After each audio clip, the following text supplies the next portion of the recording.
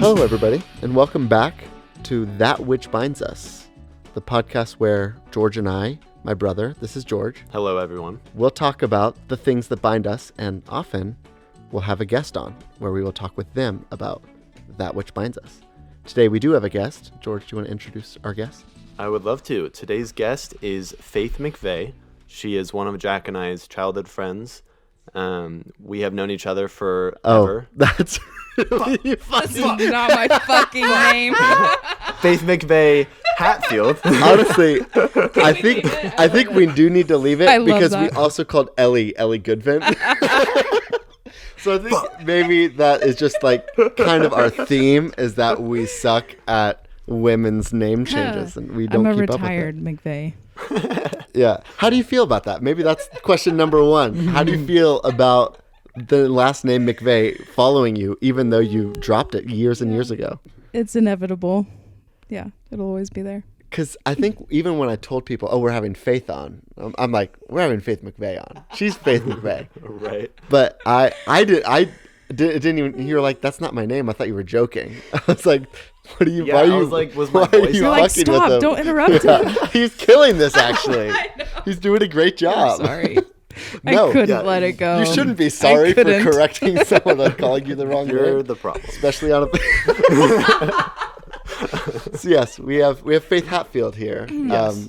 But George and I do know her best as Faith McVeigh because we grew up childhood friends and probably haven't hung out since you were at Hatfield more than 3 times. Yep. Yeah. That's fair. So welcome to the podcast, Faith Hatfield. Thank you. It's great to meet Thank you, you, Faith Hatfield. Thank you. Yeah. Yeah, when you were saying that, I was like, wait, I actually have only interacted with Faith Hatfield 2 or 3 times. Yeah. So. Yeah. Hello. It's nice to meet you.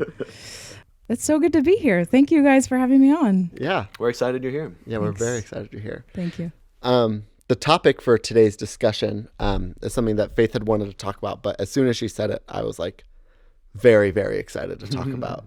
And that is purity culture. And I would like Faith to introduce that a little bit because as we've come to find out, we talked about this the last couple of days.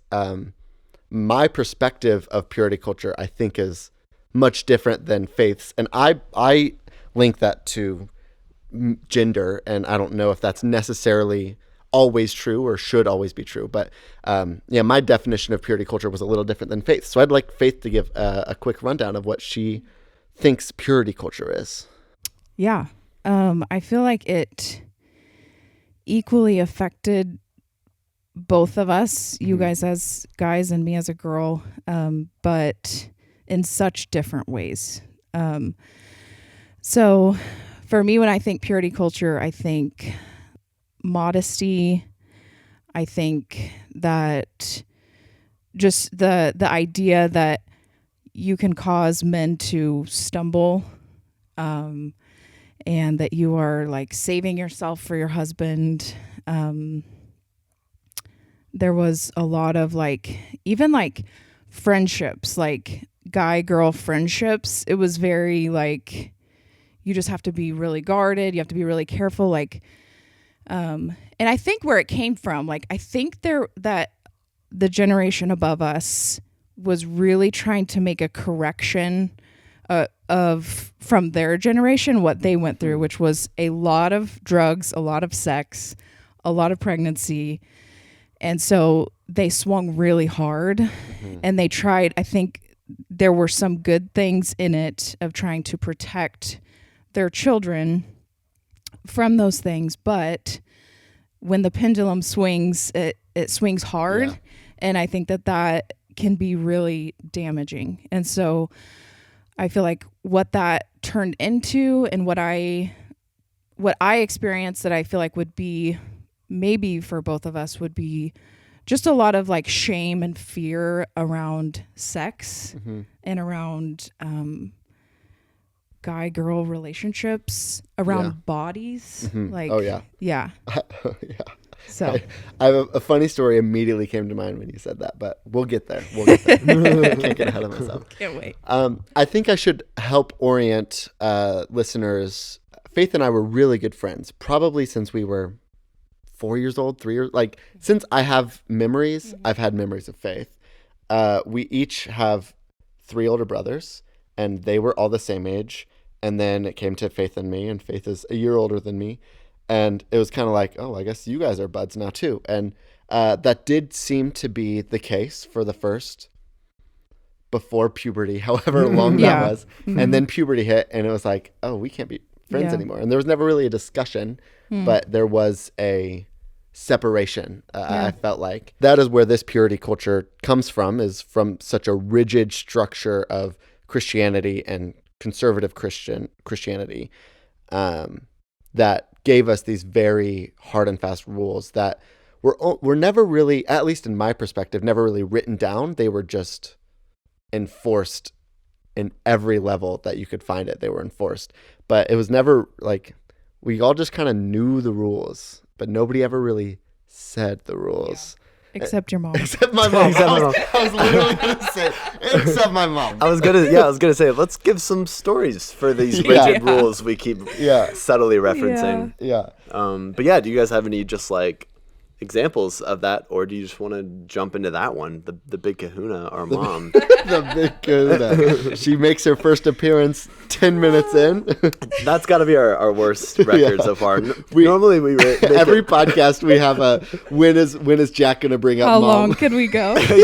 yeah, and 10 minutes has to be. It didn't take too long. But yeah, so we grew up with a pool. Our family grew up with a pool. Our family was the pool family. So anyone who wanted somewhere to go swim, they were going to the Crewell house to go swim. Unfortunately, the parent who owned the pool was my mom, and she had some rules that honestly I didn't even know were like official rules. I'm sure you did. You didn't know that? I did not know this either. I just assumed everybody wanted to wear a t-shirt and shorts. Oh my god. So tell us your perspective on that. This was like the I hear this, like, I didn't realize this till I was an adult, like that this was so same. crazy.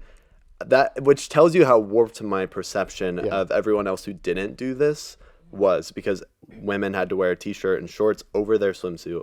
Men could do whatever they wanted. Over their one piece. It couldn't even be a t-shirt and short over a two-piece. That was unacceptable still. Oh my god, that's so true. Yeah. So this was like one of the most rigid rules. Like if I were to just pick a piece of my life that's like any, person who didn't grow up in a religious world would be like, that's fucked up.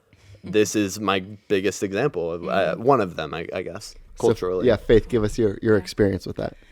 Yeah, so I was the oldest girl. You mentioned that. And so my brothers, like when I was younger, it wasn't a big deal, right? Like I remember when my little sisters would wear little, they're toddlers or whatever, and they're wearing whatever. But once you hit a certain age, it was like, which by the way was probably 9 or 10. Yeah. You have to wear, and I think it was just something that my mom communicated to me. It was very clear though. That it came from Diane.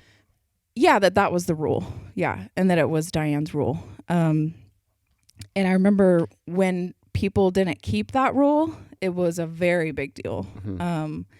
And they were very much judged and looked down upon.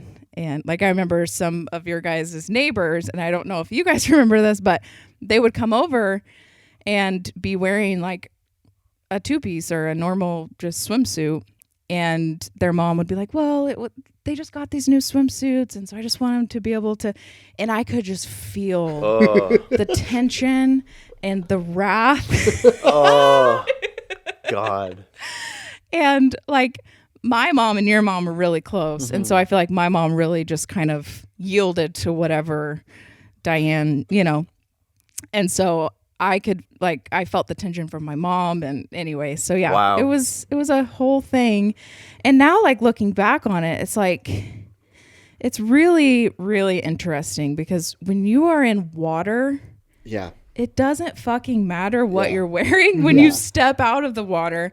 And it's probably worse because it's like, it's such a big thing that everybody's noticing. Everybody's looking and paying attention. Yes. And like as a female, it's like when you know that is the thing and this is the pool that you go to, like you're just so uneasy always. So Was your like perspective on that rule, was it that men are so out of control I have to hide my body, or is it the Creewell's mom is so rigid that I'm going to do whatever she says because I'm terrified? No, neither of those things, because I didn't have the cognitive ability to even have thoughts like that. It was just obedience. Yeah, it was just, this is what I understand from what I'm being taught through this is my body is bad. And I have to cover it up in such a way, or else I'm hurting my brothers. You know? What would you have said was the male role in that? Like your brother's role, you're hurting your brothers. What would you have been taught, or what conclusion would you have come to about men, I guess? Yeah. Like that. Yeah. Basically that men had no ability to not think sexual thoughts. And yeah, it was just basically there wasn't one other than I better be covered up enough. That was it. Like it was not an equal share, you know, of like, well, I do this and then they, you know, it was like, no, they get to basically do whatever they want and it's up to me.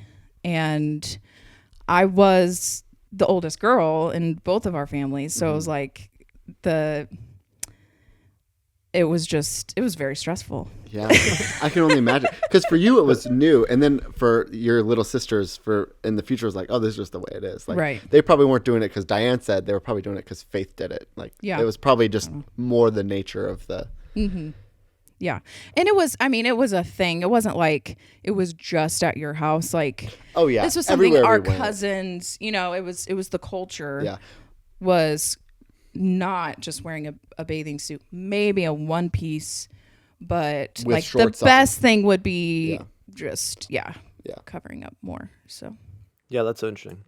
Do you have the swimming pool is a great example of modesty. But I was listening to this podcast in preparation for this one. And it was about purity culture. I just typed in purity culture on Spotify, and this podcast came up. So I prepped pretty well for this one. Such a great podcast. What was the name of the podcast? The name was, can you just edit me in saying the name later? With Audrey Assad, the Making an Effort podcast. That was that one. The episode. I love that one. Wow, I've heard about that. That's amazing. It was great, guys. Yeah. And the name of the episode was Purity Culture. Okay. But back to the story. They were like, one of them had a good example of, and this was when they were 6 years old. She was at some church event, and it wasn't like some crazy story, but it was like they were at some church event and then they were going to play. They were just like, field games. It was like a day long, church, just get together potluck vibe. And so all the like people brought clothes to change into after church. And she had changed into her like play clothes or whatever. And I don't know, it's something about her pants or something were not up to code. And some elder of the church came and talked to her. And she was 6 years old and told her that she had to change back into her like church dress thing. So there she was, like playing field games. 6 years old. Like running around this field in a dress. And I don't know, do you have any just like examples of that, or just like early memories similar to that vibe?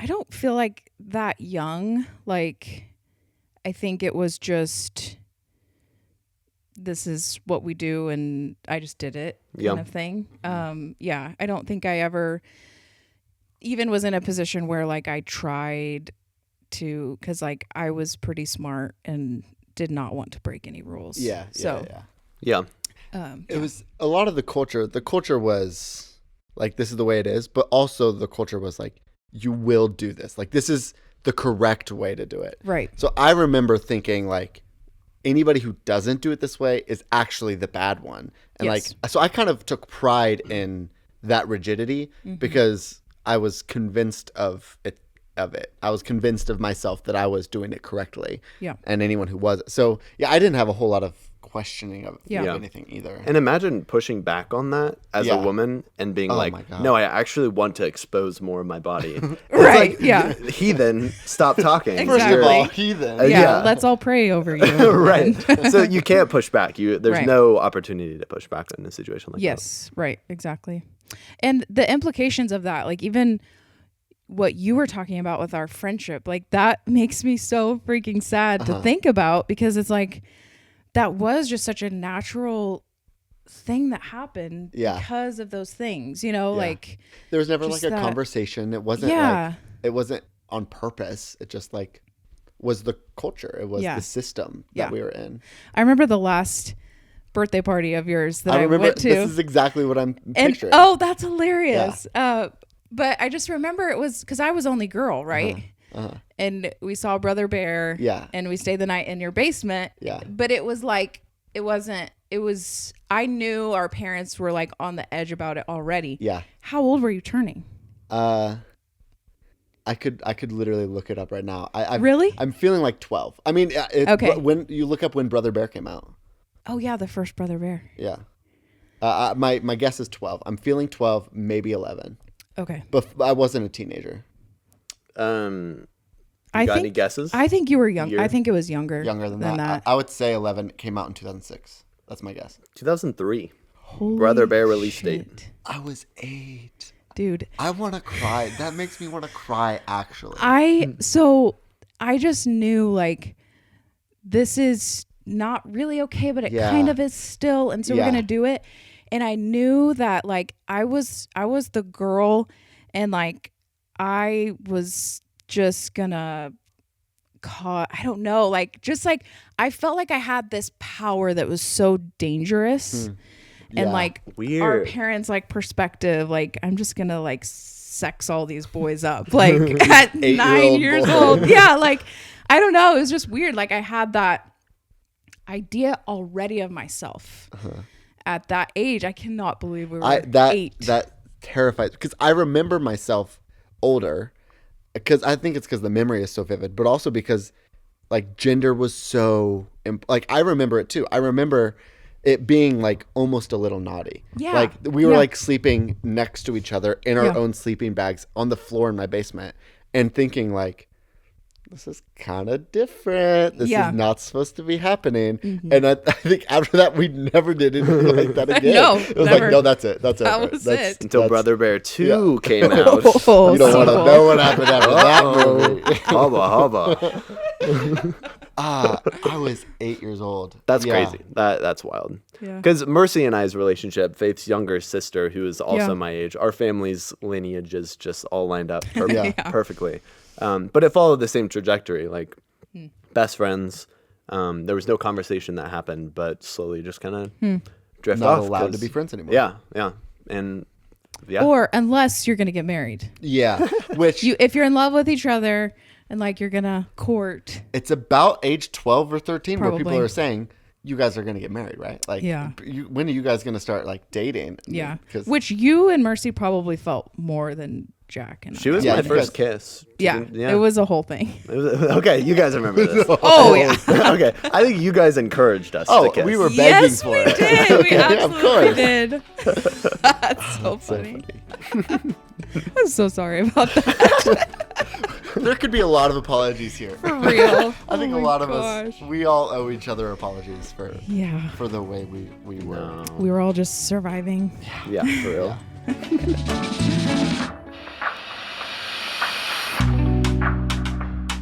Something that I'm interested in now is, okay, we were kind of moving up the age range, right? Like you're 6, you're wearing the whole get up just to swim. We're 8, we're sleeping next to each other, and that's naughty. Let's say you're 13, 14, 15, you're growing, and that's just like a big deal in my circle. It was like, I'm noticing things. I'm noticing people. Like, what was that like for you, both as a woman, just like in American society, but also as a woman in this specific rigid Christian society where you're not allowed to show your body. Men aren't allowed to notice your body. Yet both of those things are probably happening every once in a while. Yeah. Talk about that a little bit. Yeah. It's interesting because it's like you feel the danger thing that I talked about. Like my body is dangerous and there's like shame.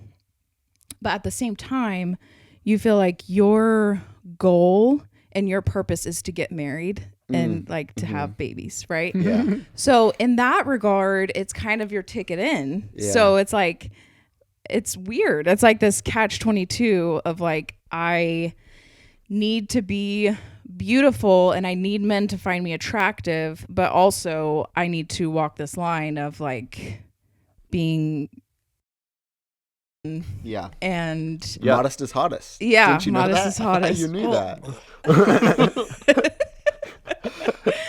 Yeah. So, and I like, again, I feel like I can look back and I can see, okay, I see what was happening there, but also like, this is just what happens when we swing so hard one way. And like you said, the rigidity of it. Yeah. Like I just remember like, just like tons of little conversations about what I was wearing and why it wasn't okay, or like With who? Who would those conversations with be my parents. Yeah. Yeah.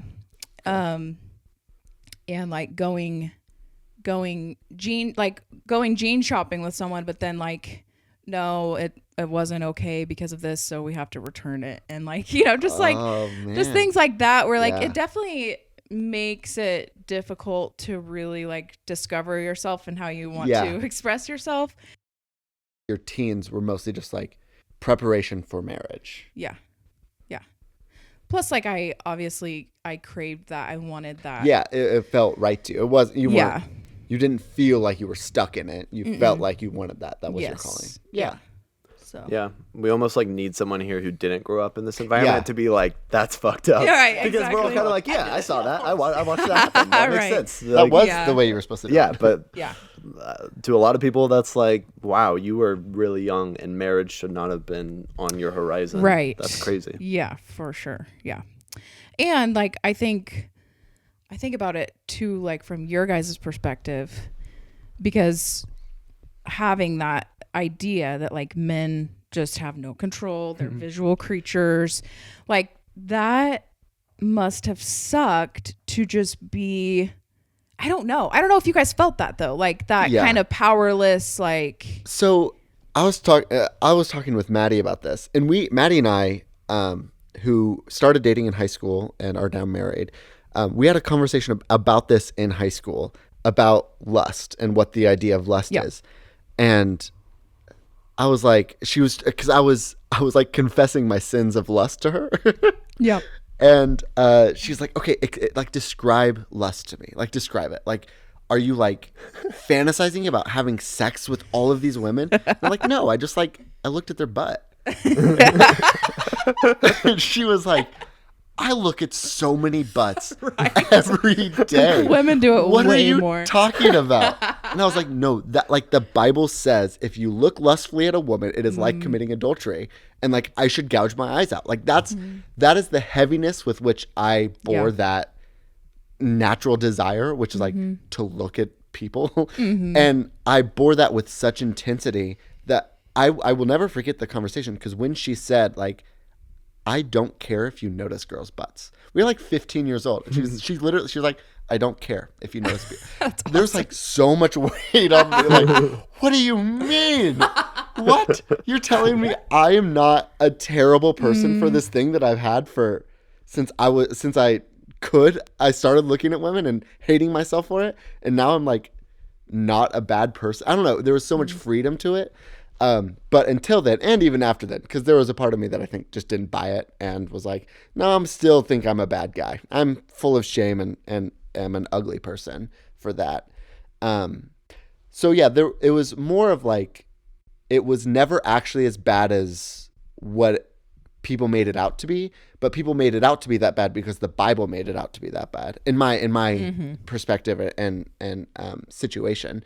So what to me was actually just noticing people's bodies, I interpreted within myself as a deeply dangerous, sinful desire that is carnal and bad and anti-Jesus, that I wanted to nip that in the bud, which then in turn probably made women terrified that I had this intensity of fear around noticing women's butts that they were like, is he dangerous to me? Like, is him noticing me like that something I should be afraid of? Yeah. Or is it just noticing? And that was the conversation Maddie and I had that was like, okay, let's just get our definitions in order right now. Right. What is lust? So yeah, I think I was just terrified of myself from 13 to 21. I was terrified of my I was terrified of that. I thought it was wrong and bad and that it made me bad. And I couldn't control it. Right. But like, I couldn't control it just like you can't control noticing people when they walk in a room. Like I don't have to control. I never had to control it because it was never something bad enough that needed controlled. Yeah. But that was the shame that I carried with me everywhere and the intensity I carried with me about living in sin or not living in sin. So I think that was just like, I was always kind of intense like that. But I'm interested, what was your experience with lust and yeah, carrying that weight? Okay, going back to that story I mentioned where the 6-year-old got told by some church elder to like put her church dress back on.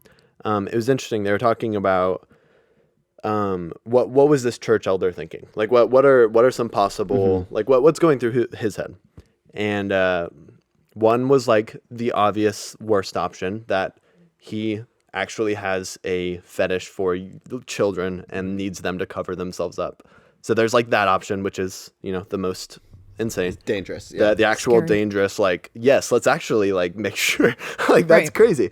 And then there's a few other options. And one would be like, he is so scared of his own desires, kind of like you're saying, that he needs his surroundings to conform to his needs. And yeah, I think that's how a lot of people in power in churches view it. Like, I think they come at it from a place of real, like they do actually just want their environment to be better. And that's the way they do that. And it's wrong. So there's like that option that's going through his head. And then the third option, which I like think is more legitimate, is like, I think men in churches clearly have the power over women in churches. And that's just another way to keep them a peg below, is like, you actually can't even dress how you want. It's just another thing they have over women in churches. And I think that's part of it, keeping women pure and not letting that get defiled. And so I guess you asked me specifically, and I don't know. I think having a lot of older brothers was really, really helpful. Because I think if I were to look at the level of shame that my brothers have felt, I think it's gone down as the age has gone down. Because we have older brothers who have experienced these things and are the voice of reason when you really hate yourself. And that's you can really chill cool. out about that. That's not that big of a deal. And I hear stories of them making mistakes and looking at girls' butts and the world not being over. And so I think definitely the shame and all of those things existed, but I had a really great support system. So.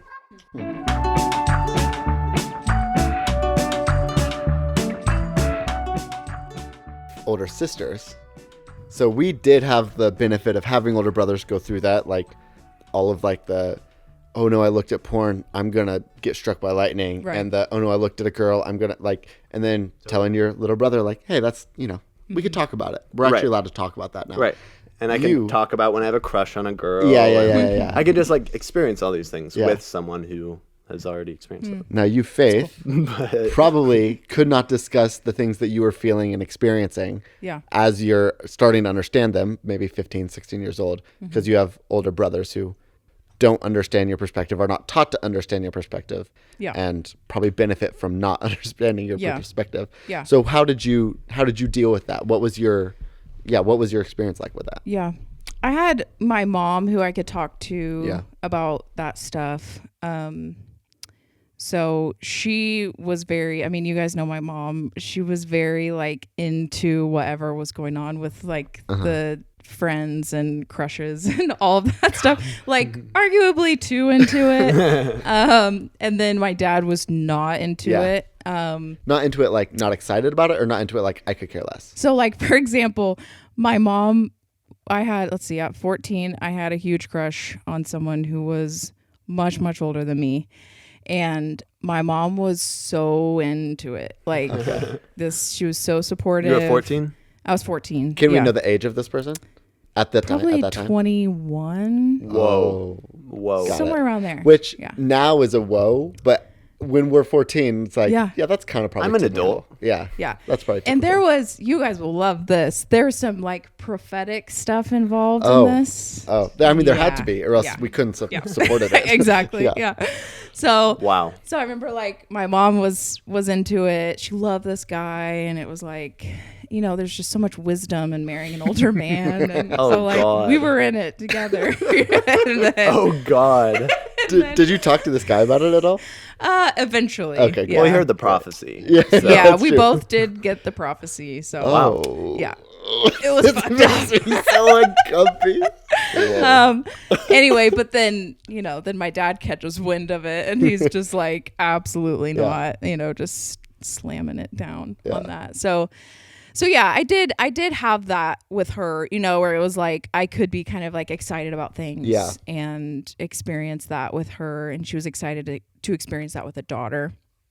That makes sense. And then like with dating, I had my brothers and their relationships, but it was more like, okay, so how did they fail and get like reprimanded or whatever, and how am I not going to do that? It was more like that perspective, like I am going to get it right. So how much which of wasn't a good healthy place. how much of that was about not being sinful, and how much of not parents in your community? Like, how much were you like, I want to be a pure good person, or I want to not get in trouble? I feel like being a pastor's kid, that was one and the same. Okay. Yeah. It was so tied together. Yeah. Dad and God and Holy Spirit and all those things. The wrath of your dad was the wrath of God. Yeah. And I remember joking about that, like at that age, probably. And now I'm like, oh. Wait a second. Wow. What was I truly being taught actually there? not normal. Okay, yeah, I didn't know that. So I'll be the voice of reason person who's like, that's fucked up. That's crazy. That's wild. Thank you. Yes. Yeah. I'm not coming from the exact same worldview as you. Like you talked about, like these things come from the Bible, or you're kind of like what you get from it, which I absolutely understand. And I don't have like a super clear, like, well, no, this is what I think the Bible says. Yeah. But like in regards to lust, I do feel like that is such an easy one to see, like, this isn't even this. It's not even what it's saying. Like noticing someone's body, it's not what it's talking about. Yeah. But like, it's so easy for some reason. The men in power like decided it was, or were convinced it was, I guess. And I wasn't allowed to say they were wrong. Question it. Right. Yeah. And so it's like,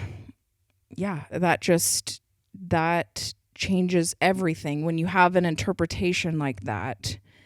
Like, of course, people and teenagers especially are going to be just filled with fear and filled with shame regarding their own bodies and regarding their peers of the other gender. Like, it just really messes things up.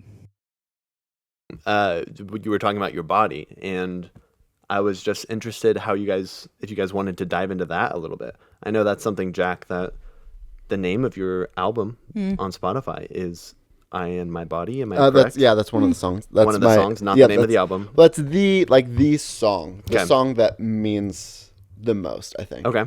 Do you want to go in that direction? I'd love to hear you guys talk about that.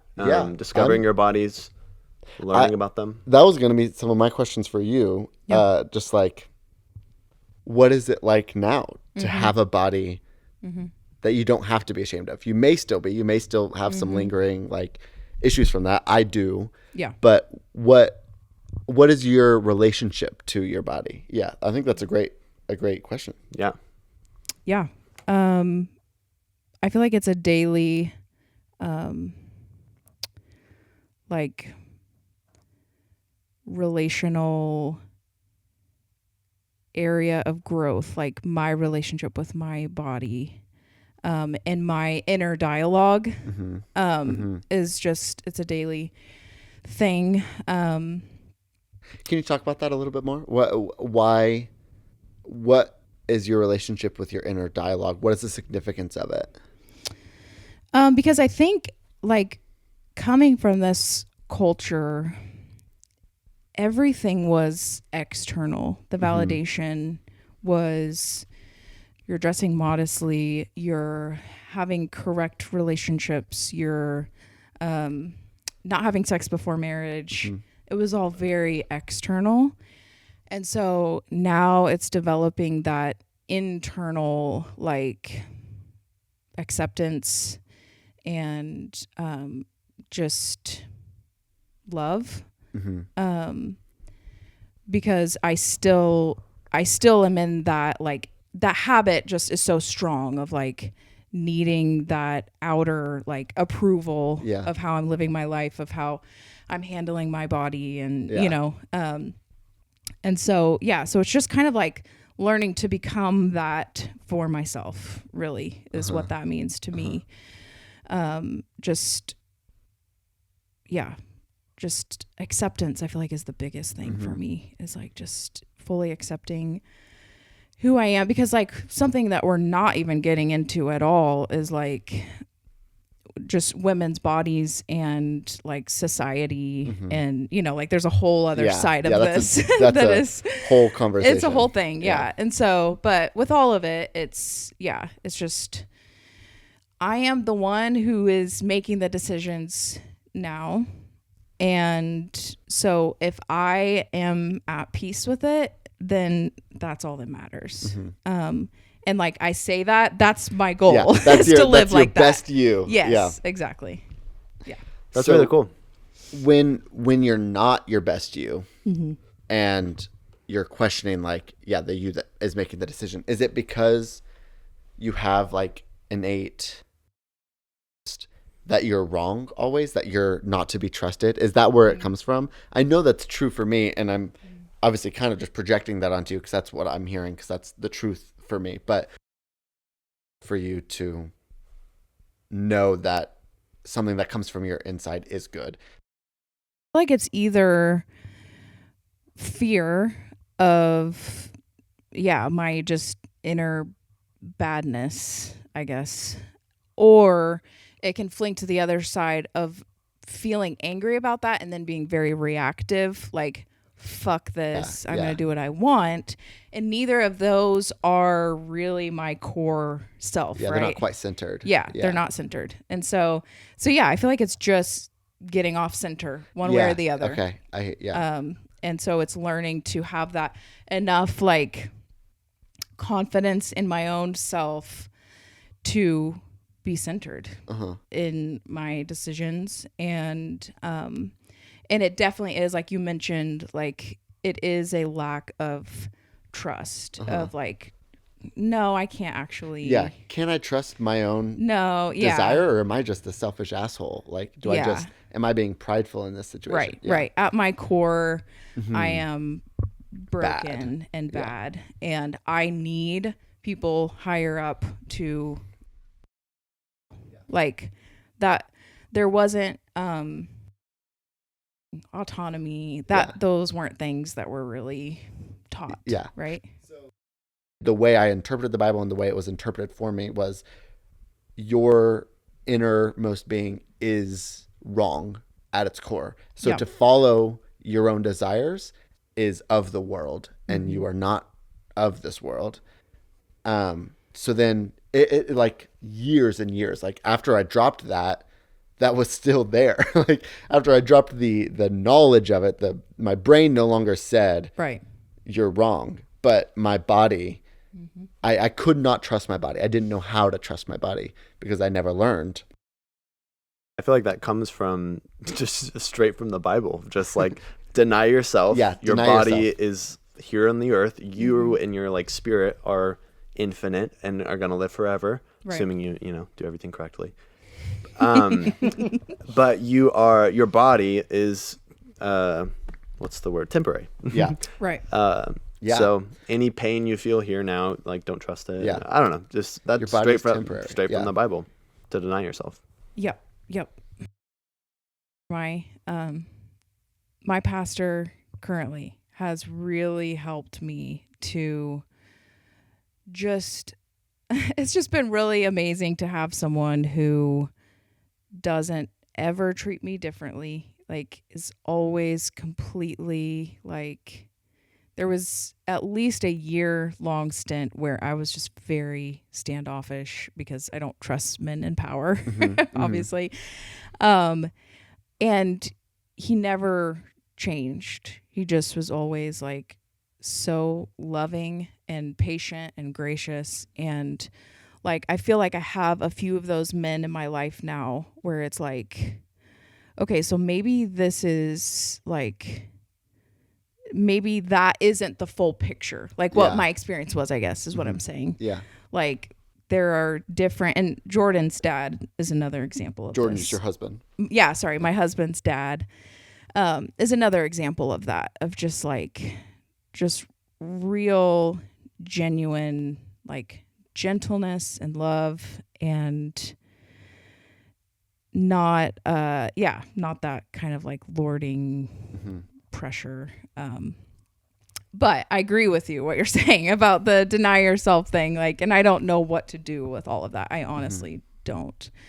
But there are things about Christianity, or that idea, that worldview, that I feel like are lived out in such a different way, I guess. Yeah. That has been really healing for me to experience that side of it. Like even not knowing like what to do with it, and not knowing where I stand on so many things. It's just helpful, like, because it helps me again to stay centered and like just like keep doing what feels right to me right now. Yeah. Rather than like be in fear and like I have to live this way, I have to subscribe to this, or being reactive and like I won't subscribe to anything. Yeah, and just going so hard the other way. So sorry, that was kind of a tangent. No, that's great. That was great. Yeah, I loved it.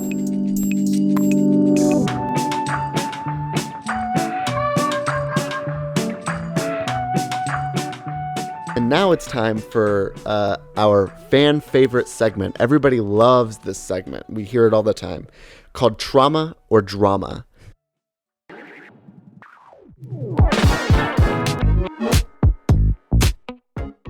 Drama, or do you want me to? I actually want you to. Okay, I think we have different rules for the game. Maybe I always like when you explain it. Okay, so the way I've always understood Trauma or Drama, and it's a game we created, so it's funny that I could potentially understand it wrong. Is I will ask you a question about your relationship to something in your life currently, relating to the topic we've been talking about, but something specific.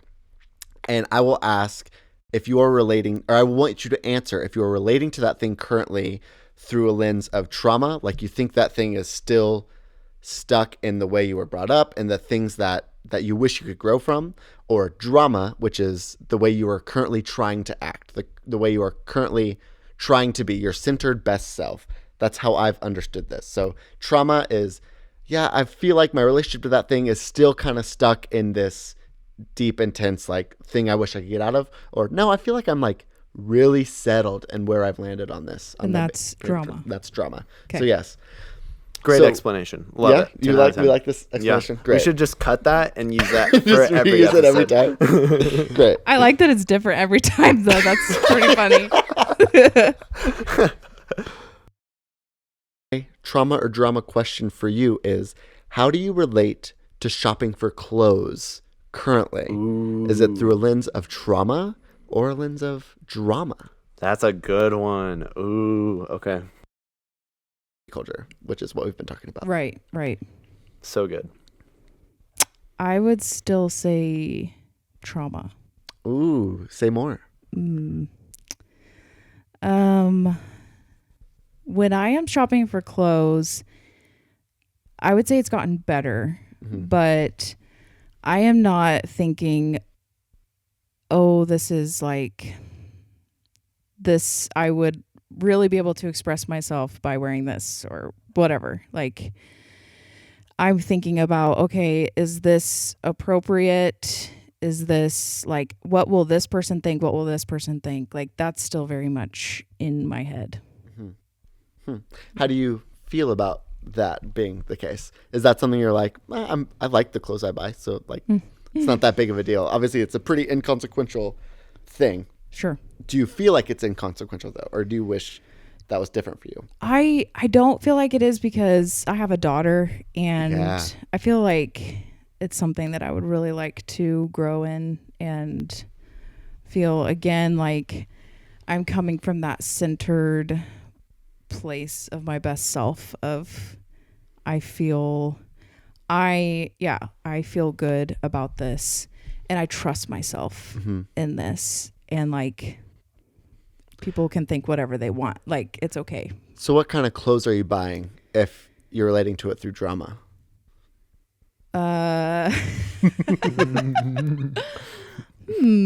Good question. Trauma is my answer. I can't answer it. Great. That's good. No, I honestly don't have an answer for that. It's just like anything. It could be anything. Yeah. You know, it's just like, how does it fit? Where does it fit? Blah, blah, blah. Yeah. And where am I going to be? Is it going to be okay? So. Yeah. Totally. That was a really good answer. I've loved that answer. Yeah, that was really good. That's great. Also really insightful. So for sure. Good. This has been Trauma or Drama. Thank you guys for joining. Thanks for tuning in. It's a great segment. I love it. And now back to the show.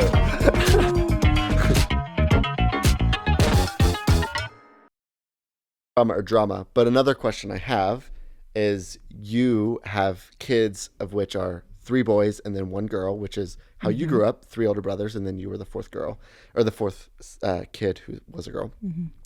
We've talked about purity culture. You've tried to and attempted to and have been fairly successful at stripping yourself away from that initial purity culture that wreaked havoc on all of our self-image and self-thought. And now you have a daughter who will be growing up in a society, not necessarily the exact same culture that you grew up in, but you will have to have conversations about modesty in whatever way you see modesty now, or if you don't see modesty at all, then maybe there is no conversation. But I'm really interested to see what you think is the right conversation. The right conversation is not necessarily, like, there is no right, but sure, I want to know your perspective at least. Yeah.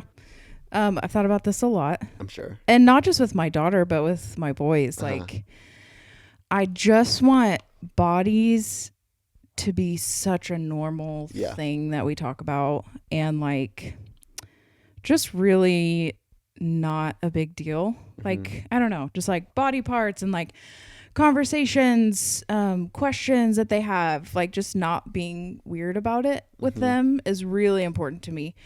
Not being uncomfortable, like just like them being around me and it not being weird that like I'm a girl and they're a boy, and like they're at this age where like obviously privacy is very important, and like giving people privacy, you know, when you live together. If I want to change, I don't want them to be in there, but also like I don't want to feel like I have because to you're ashamed or something. Yeah, exactly. So that's really important to me because I feel like I said before, like it affects girls and boys all the same as far as like how much it affects the you. intensity of it. Yeah. And so that's hugely important.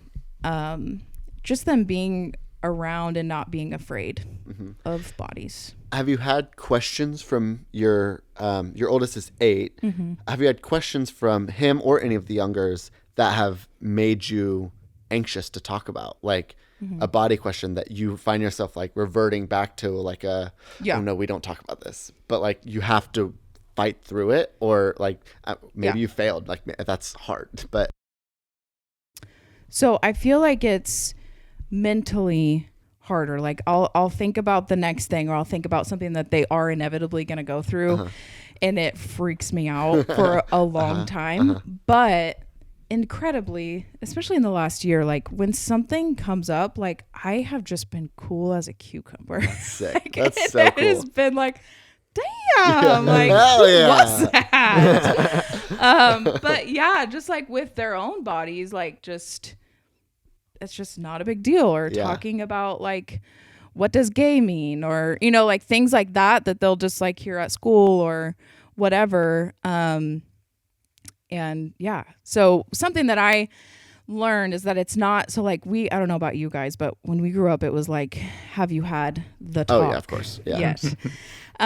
Which I still don't think I have from my parents and I yet. feel like your parents didn't really do a talk. Yeah, they just didn't. Probably one of us gave you guys a talk. Like I feel like my brothers probably taught you guys more. I remember the most talk I had was Adam telling me that women didn't get periods when they were pregnant. And I didn't even know what periods were. I didn't even know they got them when they weren't pregnant. So I was like, funny. That's amazing. And how old were you? Good for them. Too old. Probably 14 years old. Oh my gosh. Yeah. That's funny. So yeah, that was the extent of what I learned, I think. Yeah. On in a natural way. Most everything else was through the internet, I imagine. Right. Yeah. Well, for us, everything basically is defined, like in regards to a knowledge of sex is defined as like before you had the talk and after you had the talk, Yeah. right? So it's like this one big moment. And so something that I've heard, that I've learned is like, it's not one talk, it's a million little conversations. I love that. That's really good. And that has really helped me with my boys. And also knowing that my reaction, like if I do have a reaction, like you were talking about, it has everything to do with my own shame that I have not worked through in myself. Totally. And so to really, really try to not put that on them, which is really hard sometimes. I can only imagine. Yeah. Yeah. So, yeah. That's really cool. That's awesome. And with Micah, like my daughter, she's only 1 right now, but like I think it's just my desire there is, how do you feel? Like, how do you feel about it? Like, how does it make you feel when you wear this? Do you feel good and like happy and, you know? So I think just like really for all of my kids, like getting them in touch with that inner, like, I don't know what the word is for that, but just their own self. Yeah. And feeling comfortable, feeling like they are good. And they have the answers. Yeah, that they can make good decisions. Yeah. And like that we can help them if they want to like ask, or if they want to hear an opinion. Even with that, it's like you have to be careful with it. But ultimately they know their bodies. Yeah. And I just really want to encourage that autonomy. That's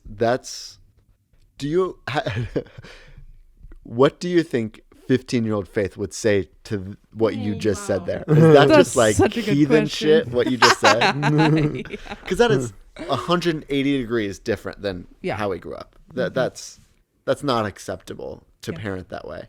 Yeah. How do you... Yeah. I just heard a story about someone from our church that we grew up from. Leaders in the church like saying, we just learned about this thing called autonomy. Like we just learned about it. Like they were kind of like, there's this new thing. I don't know, we're just figuring this out. And I'm like, man, we're hearing like, about this for the first time. And yeah. Oh my like God. leaders of the church. Like, wow. Oh my God. Anyways. Yeah, what would 15-year-old Faith? I don't know. I think it would be definitely very skeptical. Yeah. Like, you're being influenced by something that's worldly. Yeah. Self-focused, you know. And now I actually don't even like think that. Like I don't. Yeah, I hope that 15-year-old Faith would also feel like, oh, I have like an advocate who could that's support me. Sometimes what I think too, like, Yeah. because you had talked about having older brothers who kind of give you a safe space to experience like reality and not be judged for it. I kind of wonder the same. Like, I use that example a lot. Like, what would 15-year-old me think?